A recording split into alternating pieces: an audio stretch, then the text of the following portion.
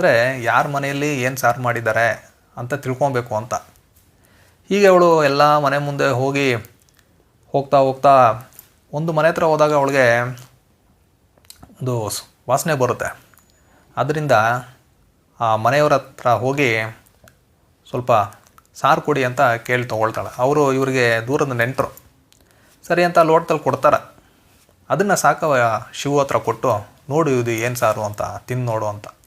ಆದರೆ ಅದು ಮಾಂಸ ಸಾರು ಆಗಿರೋದಿಲ್ಲ. ಮತ್ತು ಅಸಮಾಧಾನದಿಂದ ಅವರು ಮನೆಗೆ ವಾಪಸ್ ಬರ್ತಾರೆ. ಆ ದಿನ ಸಂಜೆ ಕತ್ತಲಾದ ನಂತರ ಕಾಳಣ್ಣ ಒಂದು ಮೂಟೆಯನ್ನು ಹೊತ್ಕೊಂಡು ಮನೆಗೆ ಬರ್ತಾನೆ. ಅವನು ತನ್ನ ಹೆಂಡತಿಯನ್ನು ಕರೆದು ಸ್ವಲ್ಪ ಬೆಂಕಿ ಮಾಡು ಅಂತ ಹೇಳ್ತಾನೆ. ಅವಳು ಬೆಂಕಿಯನ್ನು ಮಾಡ್ತಾಳೆ. ಇವನು ಆ ಮೂಟೆಯಲ್ಲಿದ್ದಂತಹ ಕಡಲೆಕಾಯಿ ಅದನ್ನು ಅಲ್ಲಿ ಹಾಕ್ತಾನೆ.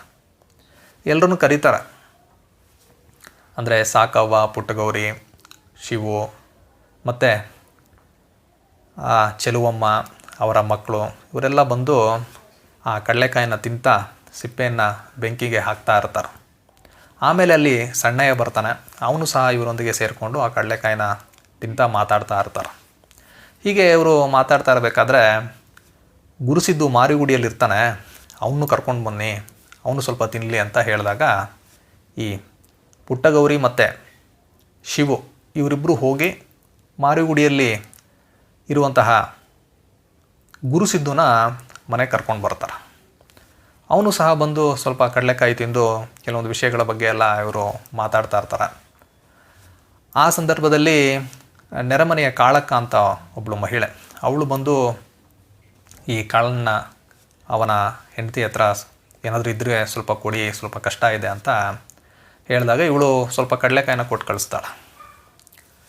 ಸರಿ ಅಂತ ಮತ್ತೆ ಗುರುಸುದ್ದಿ ಏನಿದ್ದಾನೆ ಅವನು, ನಾನು ಮತ್ತೆ ನನ್ನ ಪಾರ್ಟ್ ಬರುತ್ತೆ ನಾಟಕದಲ್ಲಿ ಪ್ರಾಕ್ಟೀಸ್ ಮಾಡ್ತಾಯಿದ್ದೆ, ನಾನು ಹೋಗಬೇಕು ಅಂತ ಮತ್ತೆ ಮಾರಿಗುಡಿಗೆ ಹೊರಟೋಗ್ತಾನೆ. ಇವರೆಲ್ಲ ಏನು ಮಾಡ್ತಾರಂದರೆ ಒಂದು ಬೆಲ್ಲದ ಟೀ ಮಾಡಿ ಕುಡಿದು ಮಲಗಿಬಿಡ್ತಾರೆ. ಆಗ ಈ ಸಾಕವ್ವನ ಹಟ್ಟಿಯ ಬಾಗಿಲು ಏನಿದೆ ಅದಕ್ಕೆ ಒಬ್ಬರು ಚಿಲ್ಕ ಹಾಕ್ತಾರೆ. ಯಾರು ಅಂದರೆ ರೇವಣ್ಣ ಅನ್ನೋ ಒಬ್ಬ ಪೊಲೀಸ್ ಕಾನ್ಸ್ಟೇಬಲ್.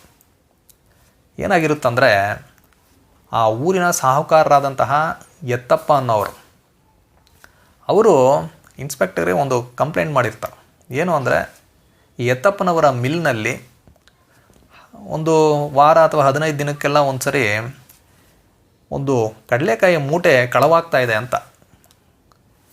ಆಗ ಇನ್ಸ್ಪೆಕ್ಟರ್ ಏನು ಮಾಡ್ತಾರಂದರೆ, ಸರಿ ನಾವು ಕಳ್ಳ ಯಾರು ಅಂತ ಹಿಡಿಬೇಕು ಅನ್ನೋದಕ್ಕೋಸ್ಕರ ಈ ರೇವಣ್ಣ ಅನ್ನೋ ಕಾನ್ಸ್ಟೇಬಲ್ ತುಂಬ ವಯಸ್ಸಾದವರು, ಇನ್ನೇನು ರಿಟೈರ್